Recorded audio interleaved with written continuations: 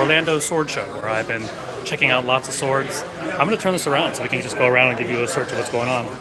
And so here, we have Ray Singer, who is like one of the foremost experts on Japanese swords, and looks like he's pulled out something really cool. Yamashita Nomokuni. Very, very interesting Nomokuni. This is a Naginata Neoshi, a blade from the middle 1300s, from the mainline Yamashiro Smith working in Kyoto at that time.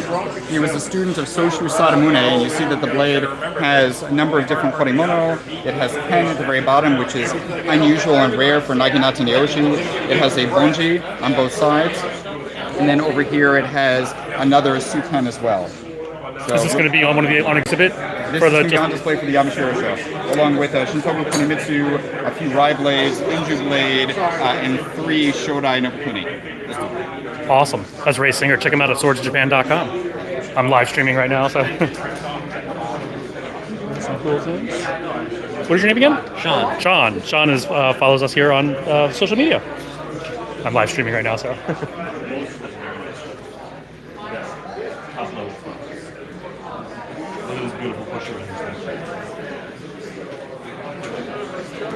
Yeah, fantastic. Excuse me. Oh! I'm live streaming. May I present you? How are you? This is Glenn. Is it all right if we introduce you? This is Glenn Cutler. He's a friend of mine. He is a dealer of Japanese swords, and he has like some amazing, awesome stuff here. And I immediately went right to that Okisaki right there. Let's see. So these are all Juyo token. Yes, it is. So what I have here is, hey guys, how are you? This right here is one of only 2 katanas with full signature by Shodai Nobutaka in the United States. I'm the lucky owner of one, and Mr. Robert Block is the second one. He has another one. This right here is a Juyo token, 64th session, Sa Hiroyuki. Beautiful katana. And this right here is a very, very interesting sword because it's Juyo to Siren, but Tanobe Sensei, a few months ago, insists that it's by Osa himself, which is the grandson of Siren. So this one, if I remember correctly, it was Kanzan said it was Siren, right? Correct. Yeah, so Kanzan was he was one of the founders of the MBTHK, which is like an organization that certifies Japanese swords. Teacher of Tanobe Sensei, but Tanobe Sensei says he disagrees with his great teacher is what I saw in the Sayagaki. Which is quite rare. Yeah, it says something here about the great teacher. And he disagrees with him, and everybody in the community feels the same way that this is actually Osa himself, which is a very big deal. Yeah. And this right here is a very, very also Tanobe had a lot to say about this particular sword. This is true Soshu tradition by first generation Soshu Masahiro. This is a wakizashi that's done in full hitatsura, and the work is identical to Hiromitsu and Akihiro.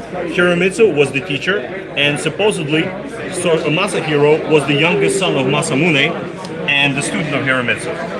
May I hold this one? Absolutely. I just want to hold it up so you can see the people can see the hitatsura hamon. The lighting didn't do it justice.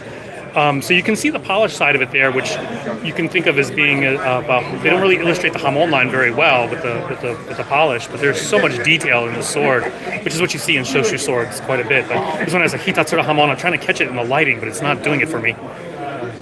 Like with the naked eye in the lighting, you can kind of see the hitatsura, not capturing it so well here. So Tanobe had a lot to say about this as well. But this is a very special tanto.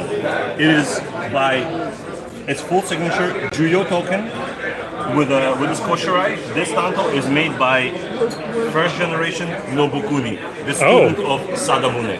So yeah. You have a couple of Nobukuni, don't you? I've got one of his katanas in here. Yes, you do. This is as well. Steve. I don't know. You guys know Steve. He's one of our regulars. Pleasure meeting you. And he has some amazing swords. We got him started on a Damascus $99 sword. Now he's buying like Juyo token, which are like one of the highest levels of Japanese swords. I don't think he spends any less than $50,000 on a sword anymore. So check out the koshirai on this one. Absolutely beautiful. And once again, it's Glenn over here. Let me just focus in here if you ever want to. This will be saved on YouTube forever, so if people ever want to track you down, you know where to find him. So there you go. Thank you, John. Thank you. This is the work of Moses. Moses is like koshirai builder. He is like really well known. Probably one of the best mounters. If you're looking to have a sword mounted, he's the one to talk to. I just draw my eye to this one. This is another Chikuzen sword right here. So, also a Nobukuni. There's a lot of Nobukuni out here. Right. Oh, look at the tachi fittings on that. It's so beautiful.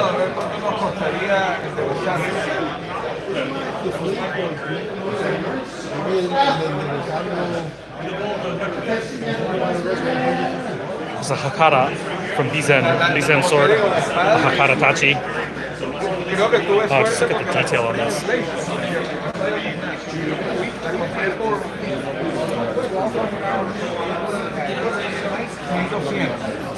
Pero después, cuando la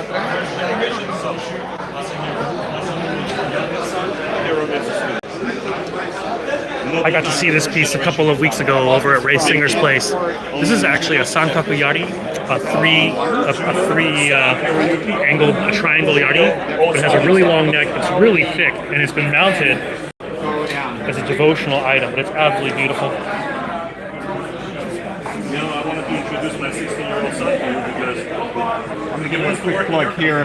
Brian Chernega, who lives in the Northwest, is the #1 ranked habaki maker in the world. He's won the first prize, I don't know how many decades at this point. And this is a habaki that he made for me custom. You see that you have a koke moss pattern on the outside, and inside is a standard straight sorime. And he said this is a style that he adopted after studying old habaki. So he emulated that on my sword, which is the Nambokucho Nobukuni. I'm live streaming. Is it alright if I say something? Sure. This is Bobby Block, sword dealer. Check him out. He has got some really amazing stuff. This is a beautiful sword here. Looks like an Okisaki Naginata Naoshi.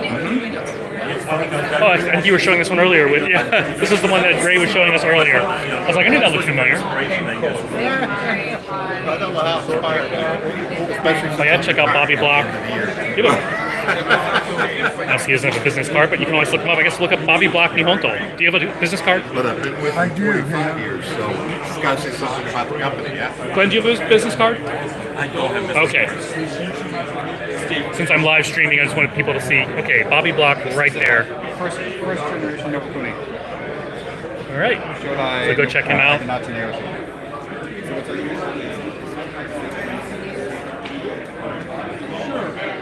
Oh, hey Michael. Nice to meet you. Mind if I put you on? I'm live streaming now. Yeah, go ahead. This is Michael Snyder. He's great to meet him in person. Later we'll have to do a selfie together, but he always comes and comments on our live streams. And he did say you were on a little cycle. Yeah. On a scooter. I wanted to tough it out because I planned on coming here last year, but I wasn't able to make it. So it's great meeting you in person. Yeah, you too. Appreciate it. Nothing for myself. I got a few things for the shop. Let's see. A lot of interesting tanto over here.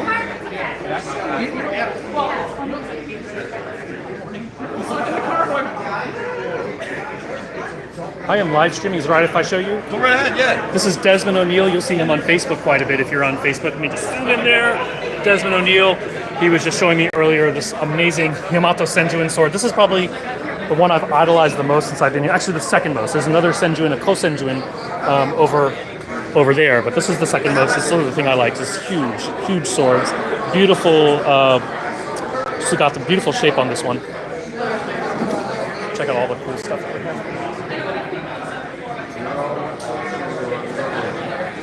Let's see if I can catch the detail on this sword. The lighting here does not do the sword justice.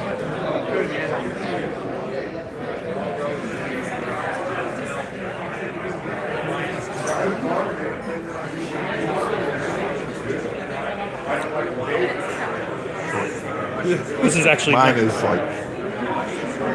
This is Matt Schultz is not here. He's not at the table at this present moment. I think I saw him over there. Matt Schultz is a friend of mine from here in Florida. This is what they would carry a sword in to keep it from getting wet on long trips. Yeah. Those of you who don't, this is a Buddhist symbol, not the bad German symbol. Lots of cool stuff here. This table is Marcus Sesko. If there is anybody in the United States who knows most about Japanese swords, it's Marcus Sesko. He was a curator for the Japanese swords over at the Met. He's here. He's going to be doing a lecture on Yamashiro area swords. So lots of cool stuff going on here. But this is the 11th now. 11th this. Once again, this is John from RVA Katana. We're at the Orlando Sword Show right now. Lots of antique swords, and occasionally you'll see a Hanwei XL. There's a Hanwei XL cutter over here.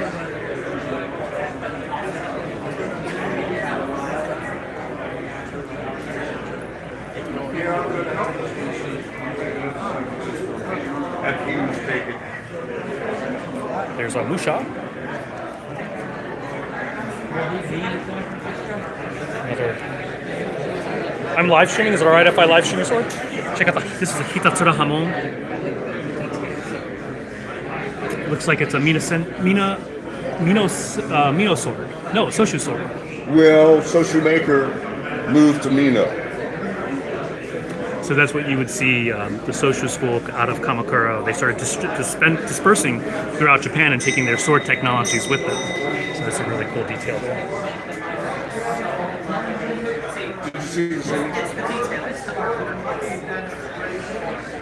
Quite. Some of these, I mean, they were unbelievable. Truly, it was amazing. And rows of people that do that kind of stuff.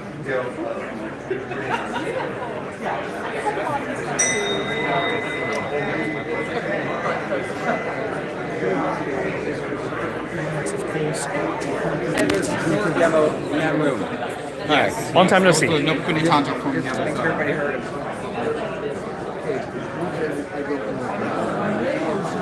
After we have sword demonstration.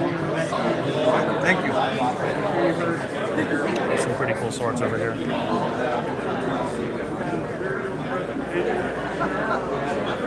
Going back this way again. Let me show you one more thing, just for fun. Once again, this is John from RVA Katana in Richmond, Virginia. Just going through the sword show. Got to come back and look at this Phoenix Koshirai again. Man, I love that. So pretty.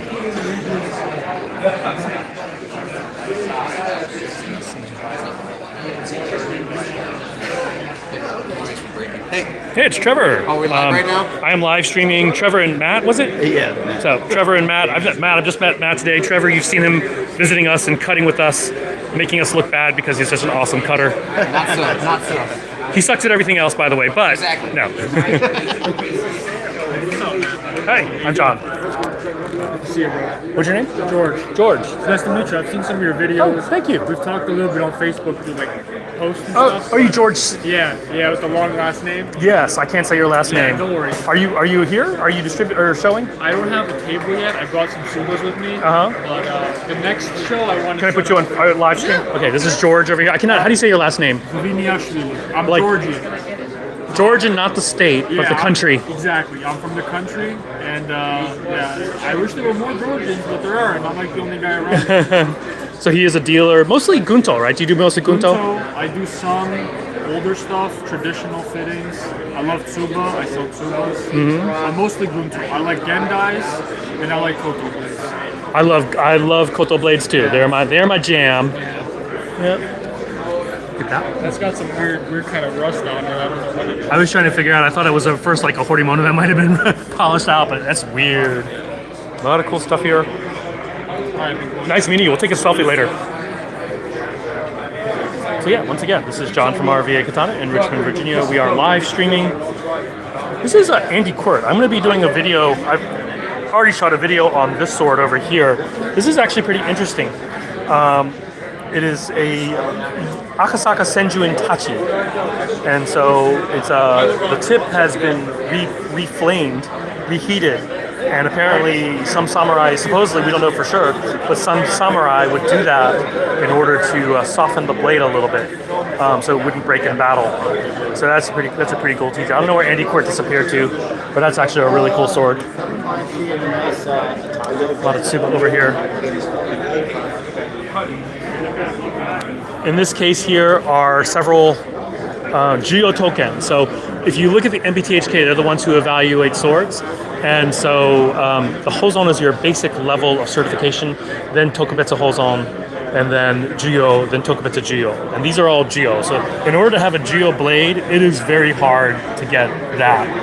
It's basically almost a competition. Like the first levels of certification, they are basically saying that this is an actual Japanese sword. The second level of certification is saying that it's a very valuable Japanese sword. The third level is saying it's like a very rarely valuable sword. So that's one of the things. Oh, excuse me. This is actually the one sword that I have been like. This is the one that I really wanted to see. Ray Singer posted pictures of this one, and this is Ko Senjuin. Oh wait, this is Kunishige. Sorry, this is the one right here. I was gonna say it did look a little wrong, right over here. So this is Ko Senjuin. Senjuin is like a Yamato area school, and this is a very old sword. It's like an 800-year-old sword right there. Tametsuga is a really famous disciple of Masamune. Sanjo Yoshinori. These are all swords by famous people, famous smiths. Taikei Naotoni, very famous smith.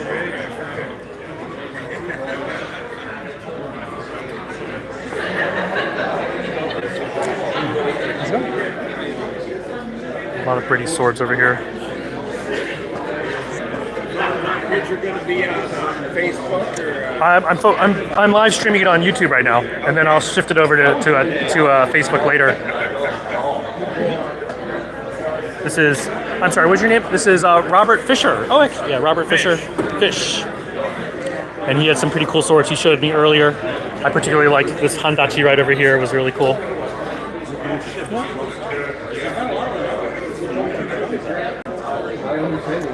Coming back over here because I just love this. Is once again Bobby Block. This is amazing. At least when Darcy was wearing it. I don't think they should sell this.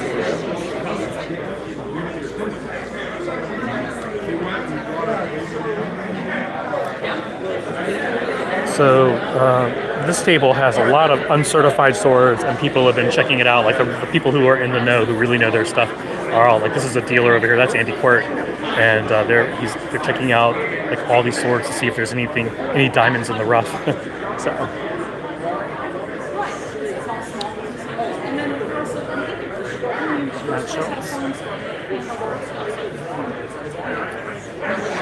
So once again, those of you joining in, this is John from RVA Katana in Richmond, Virginia.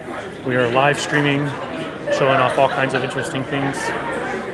This is once again, this is the one that I have my eye on. I don't even know how much he's going to sell it for. A beautiful sword.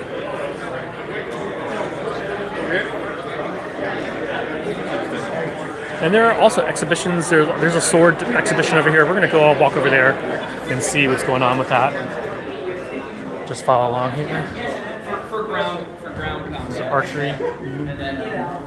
Bonsai over here. Bonsai display. Ikebana flower arrangements. And then we're going to come over to like where they're demonstrating swords. Ooh, it's kind of loud in there, wasn't it? Once again, this is John from RVA Katana in Richmond, Virginia, but we are live streaming from Orlando. And here we are. Here's a sword exhibit.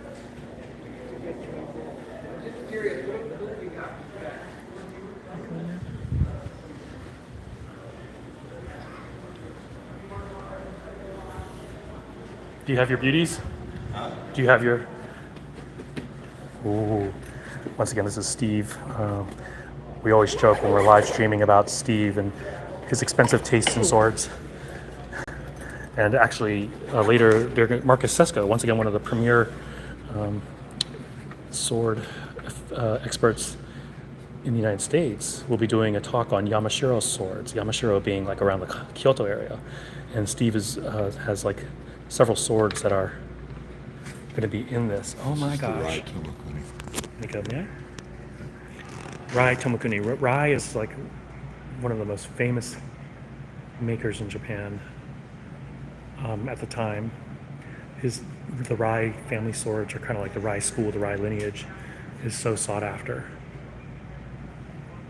Beautiful sword. Wow. Thank you. Got it? So Steve has acquired some amazing swords, so much so that, wow, so much so that they're going to be displayed here at the Yamashiro Sword Talk. This is a full katana. This is wide. This is big, wide, and buff. Holy crap. Oh my gosh, this thing is a monster. Shodai Nobukuni. Nobukuni is when the Yamashiro Smiths moved to Ichizen. Or wait, Ichizen? Where did they move to? Okay, drawing a blank. Anyway, so this sword is like, I'm holding it in one hand and it is like really heavy. This is a very big buff sword. Is this a Juyotoken? Yeah. Like, I don't know if you can tell, like this is super wide. This is a super wide blade. You would not want to be on the receiving end of this sword. Got it? Yep. Got it. All right. So once again, this is John from RVA. Thank you, Steve. John from RVA Katana, and we're gonna go peek in over here, just really quickly while Jake does his. I'm gonna apologize for this email.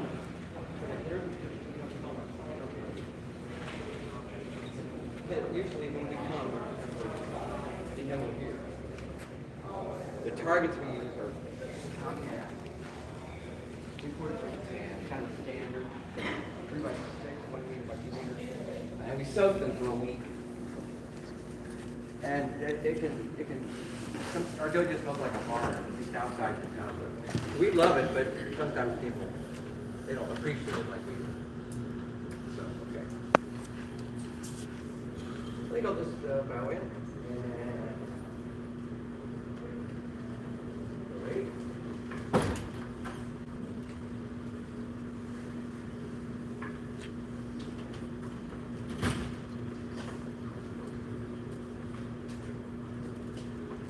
We do most martial arts. We do kata, as well as Tameshigiri, which is the target head. Kata is the form of kumitachi, which is the form of and always Tameshigiri, target head. So, Paul, can you demonstrate maybe? Of course, when you do start, you learn to handle the sword safely, pieces and parts. You start out with a sword that's not sharp. You make mistakes better that way. And then you learn basic drawing and replacing the sword. If you demonstrate the no filament, let's get out of the work. Otherwise, we're dressed in formal wear. We don't dress like this every Friday night. Not doing your work. Formal wear.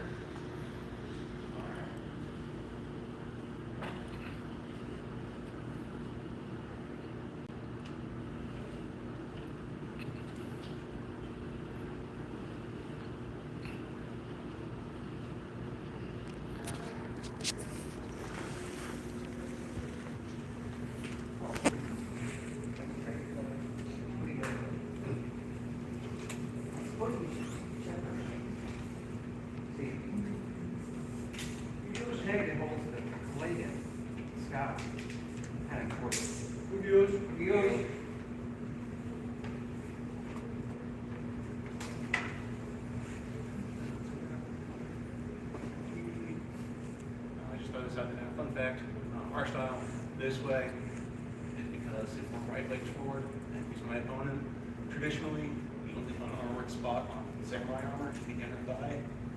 And if you know anatomy, there's a big lovely artery in there, so you can just bleed him out. Or if he's on the ground and decides to get back up. But anyway, this does not actually get the blood off the sword, even though people like to say that. Sensei over used to try this all the time. It never worked. So, Only in the movies.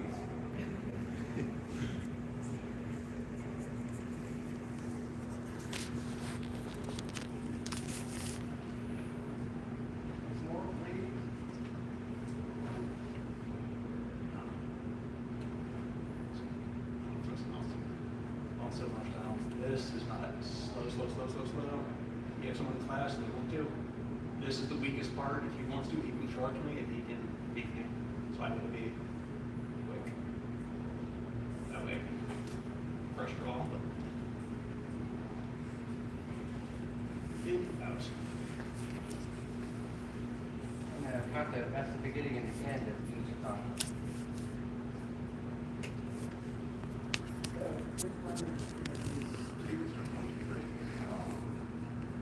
Your turn, Stephen. Okay, I should have said, my name is Bob Lamb, Paul Austin, and Tony Fabre.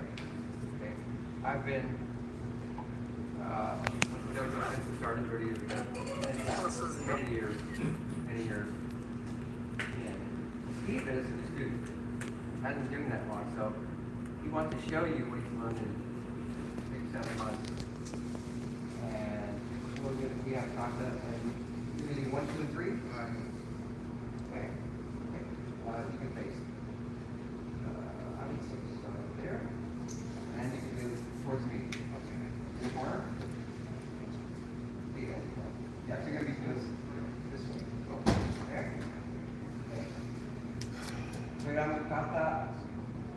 Equal make. And make.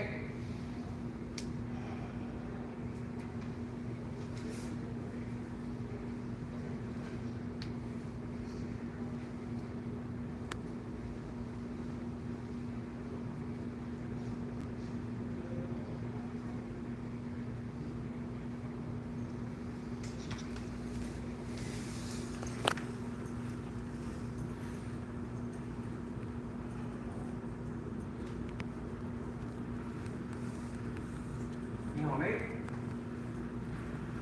Look at me.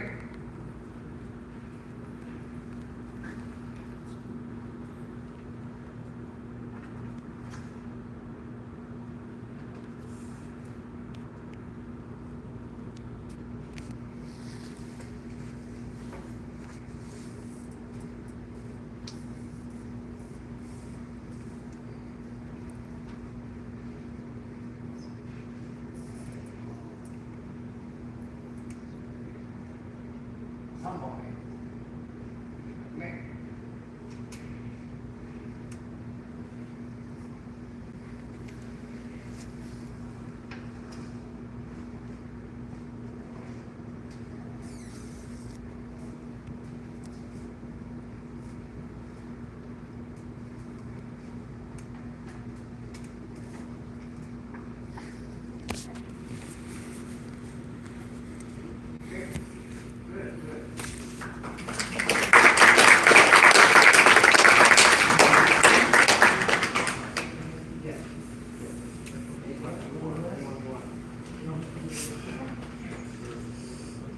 It's a little bit higher level of kata. Same kata, higher level student.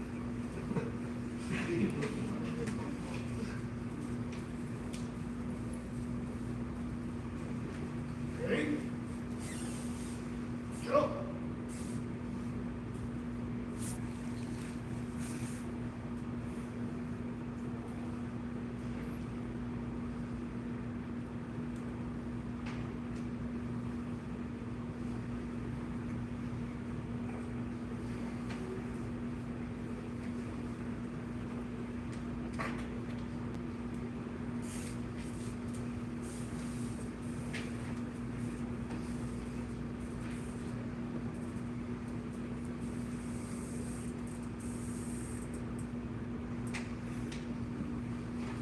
Ready?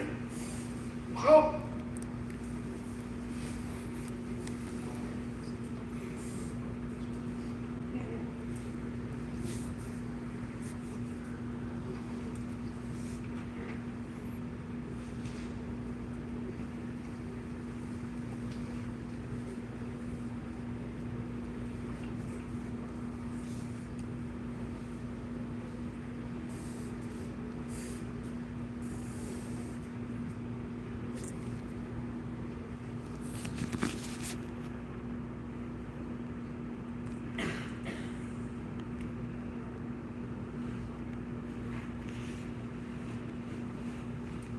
Good,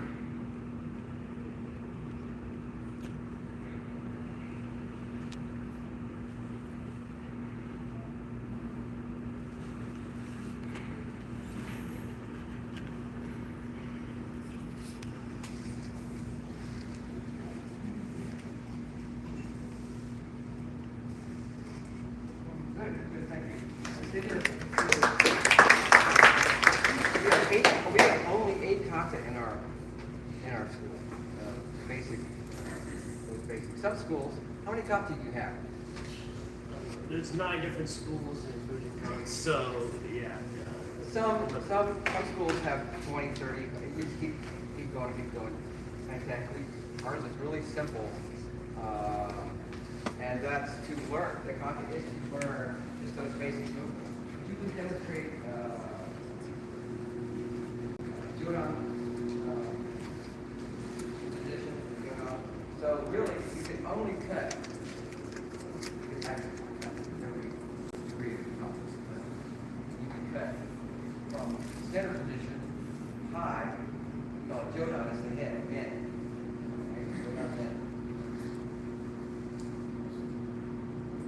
And then Chu, which is middle.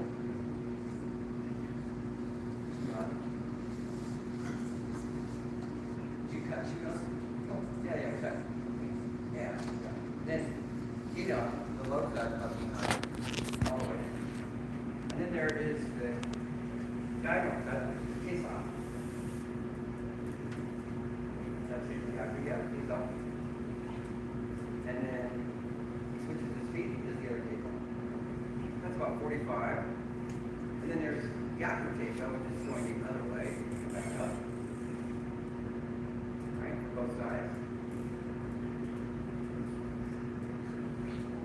And then there's the horizontal cut, squeeze hand. So we cut everything else, all the top, all the card cutting comes from those key cuts. So that's all you have to learn.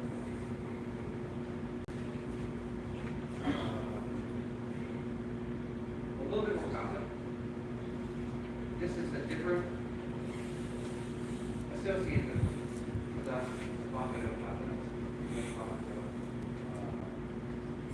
also, we do this with hand. So, oh wow, okay. These cuts are a little bit longer, but more interesting than actually are. Same cuts. Whenever you're ready.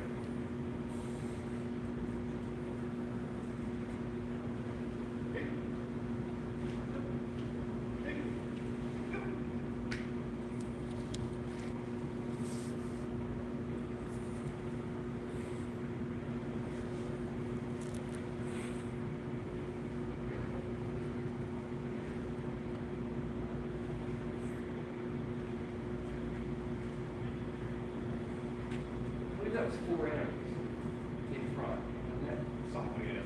1, 2. Right. Say, the next one you call that and you point out what's happening. So they can understand, yeah, there's obviously multiple enemies at different directions. So that's all. 4 more enemies, but this time they're surrounding you.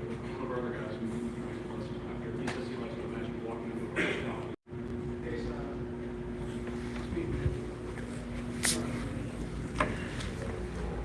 Sorry to break away from that, but Ray's singer said he has to show a sword, and when Ray says he wants to show me a sword, then I come running because Ray always has cool stuff to show. Let's go. Are we live streaming? We are live streaming. I was live streaming the demo, Fantastic. but now we are going to go look at other cool stuff. Alright, so we're still on. We are going to be going to see a signed Hatakeda Morie Tachi in Tachi Koshirai. That's a Bizen? Hatakeda? It's a Bizen. Hatakeda Bizen.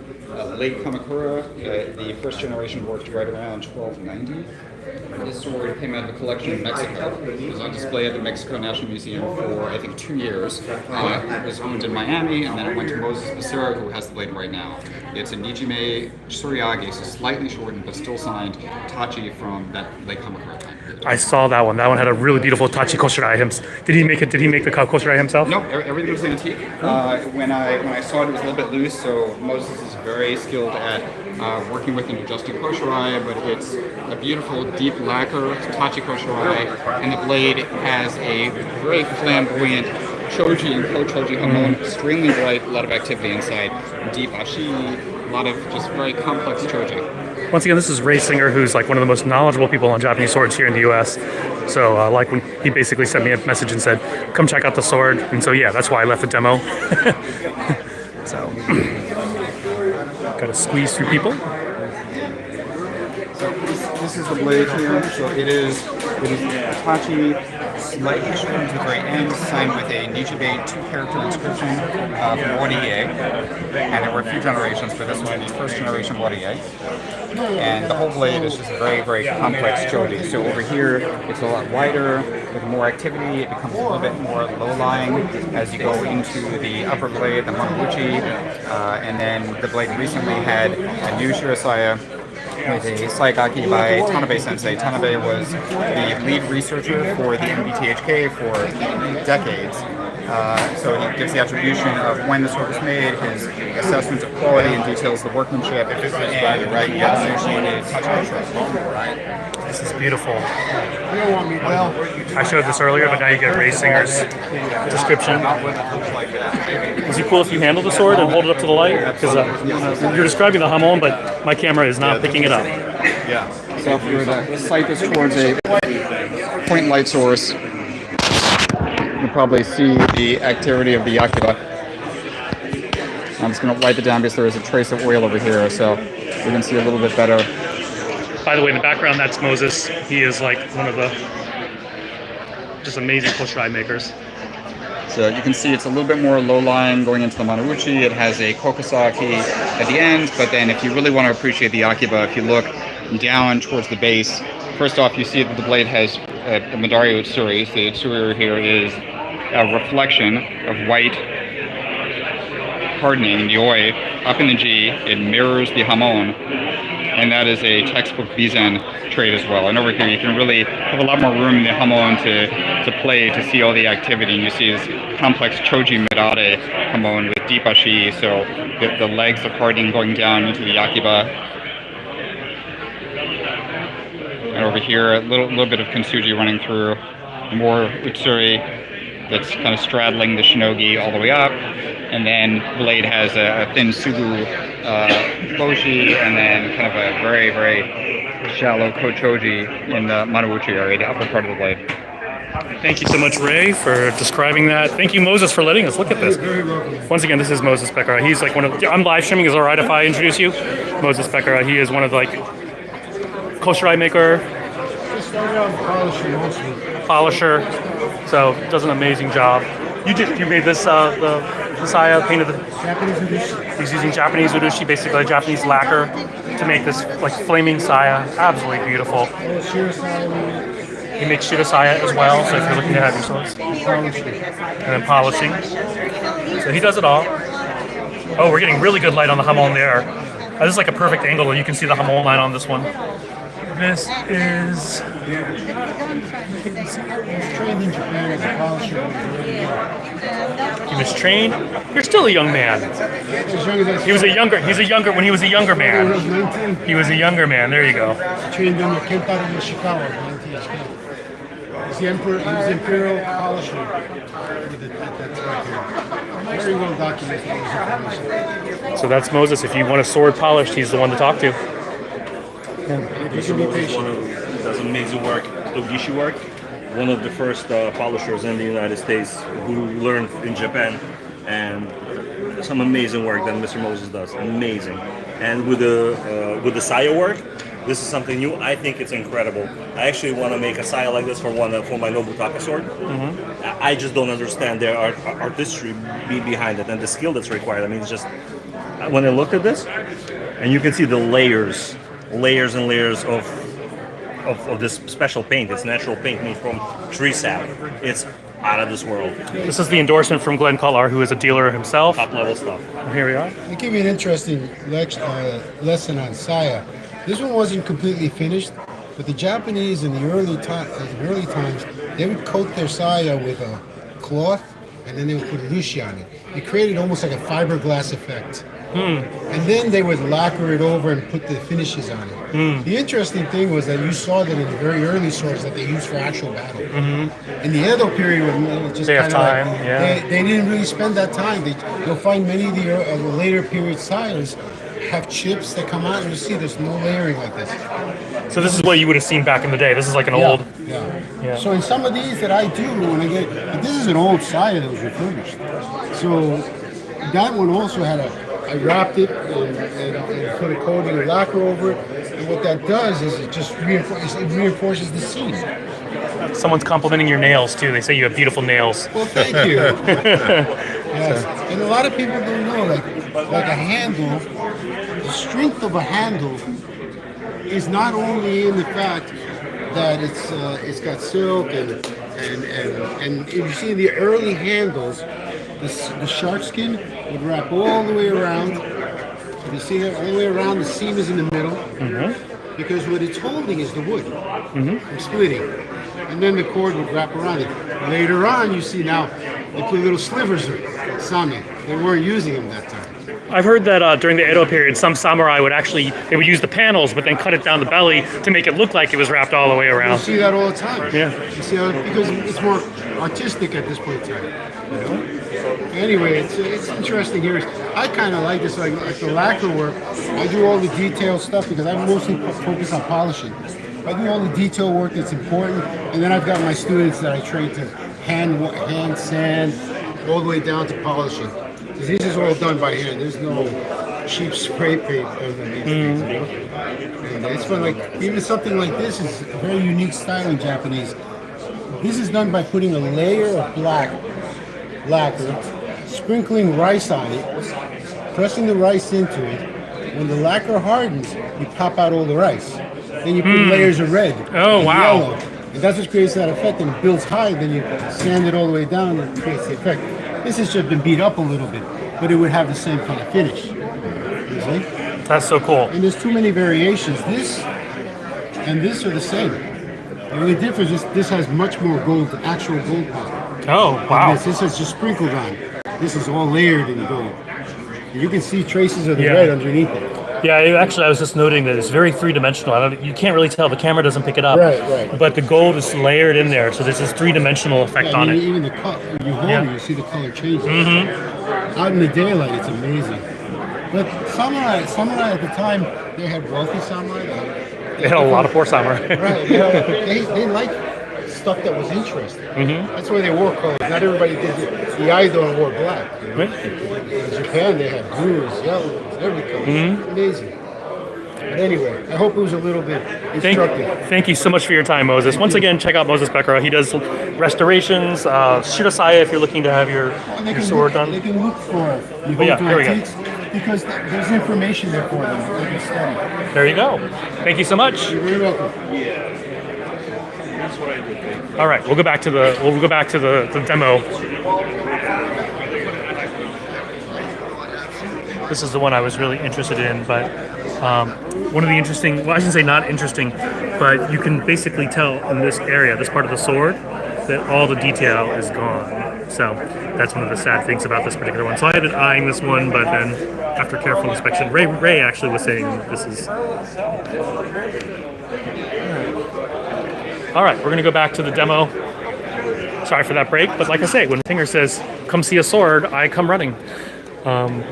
Once again, I might talk with a lot of confidence about Japanese swords, but I know next to nothing compared to like all these dealers here. They're all really well knowledgeable. Once again, this is the Bonsai Show. This is the Orlando Sword Show for those of you who are just joining in, and we are headed back to the demo. Let's see what the comments are saying.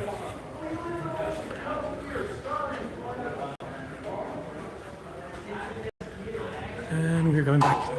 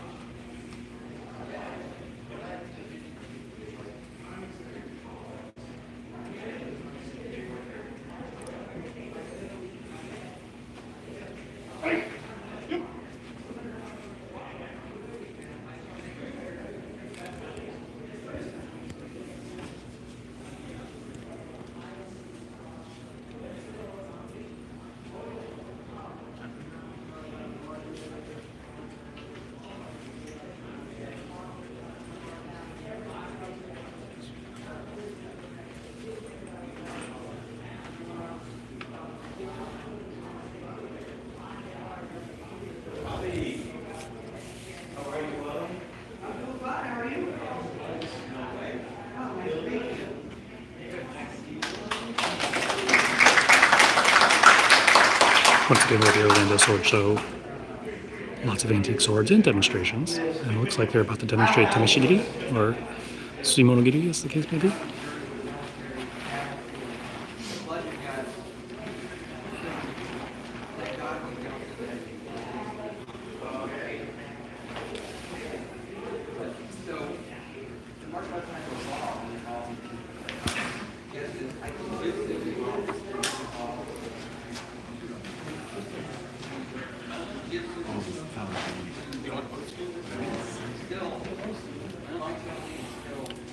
So they're about to cut. This is what we do every Monday night at the shop.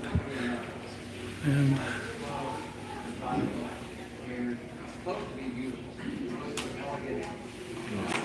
laying out the blood tarp.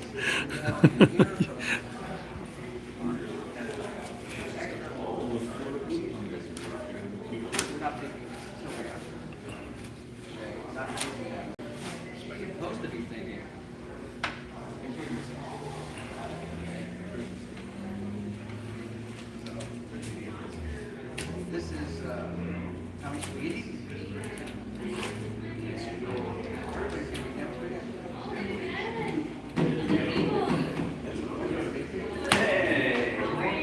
Ugh, they stink. I can smell the tatami from here. It smells like something died.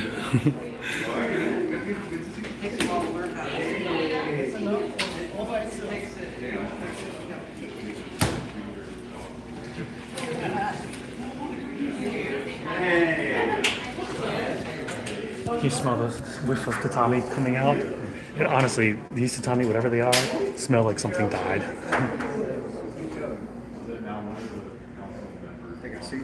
They got seats, yeah. You can run through. Does he go? You can probably go in through here too. There's. Yes, sir.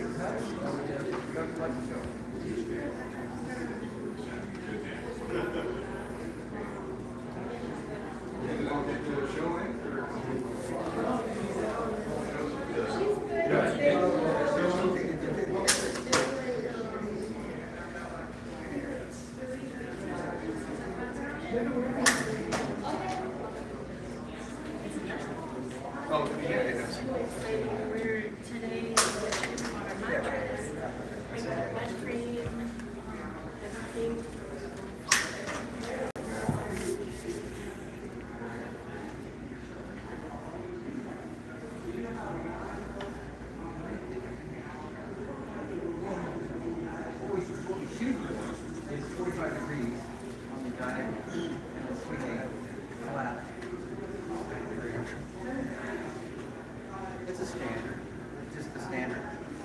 It should be there. So we have.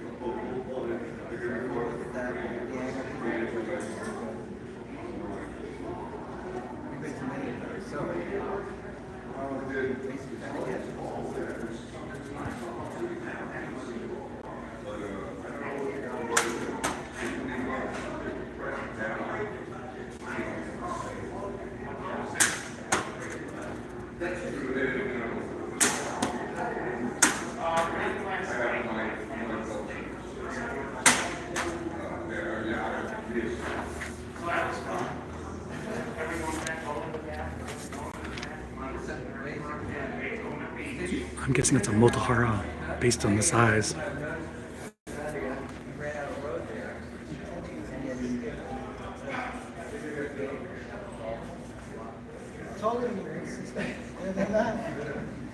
So all different. Some hard, some soft. Yeah.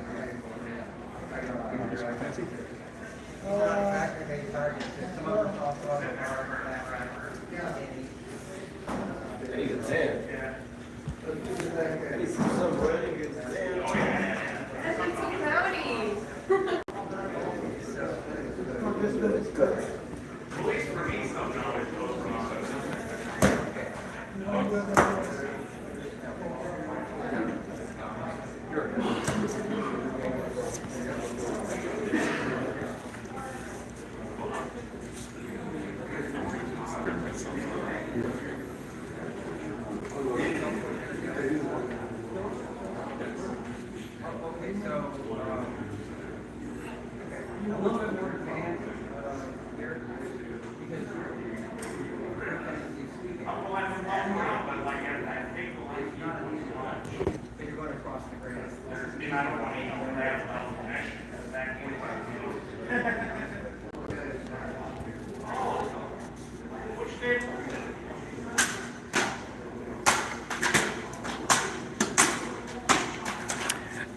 That is really hard cutting, actually, the back and forth. The suihe or yokogiri, very difficult cutting. That was really good. That was really good. Yeah, cutting at that angle is not easy. So it was pretty amazing. Or if you want, you can save it. And if you notice there's more water. All right, I'm going to shut down in a minute. I'm going to let him, after we cut this one mat, I'm going to shut this baby down and enjoy the rest of the thing. Splattering against the wall.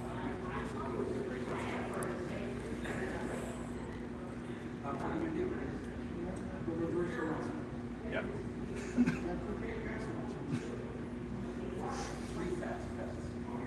In a second.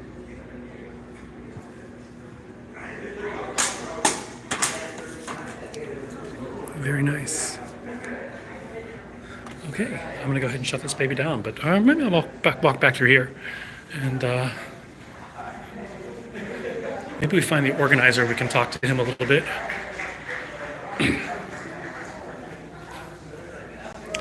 And so once again, this is RVA Katana. We're visiting the Orlando Sword Show. And we've had lots of fun checking all this stuff out.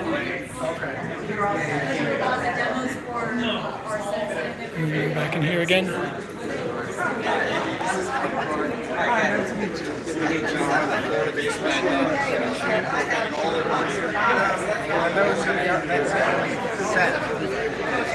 Come back this way again. I got some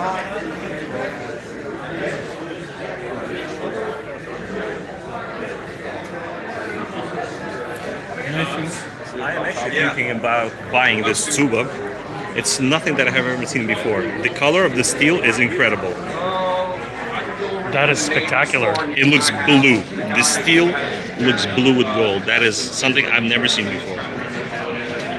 Thank you for sharing. That's Glenn, by the way. All right, I think that's it. We're going to shut this baby down, but thank you all for joining in. Hope this will be posted live.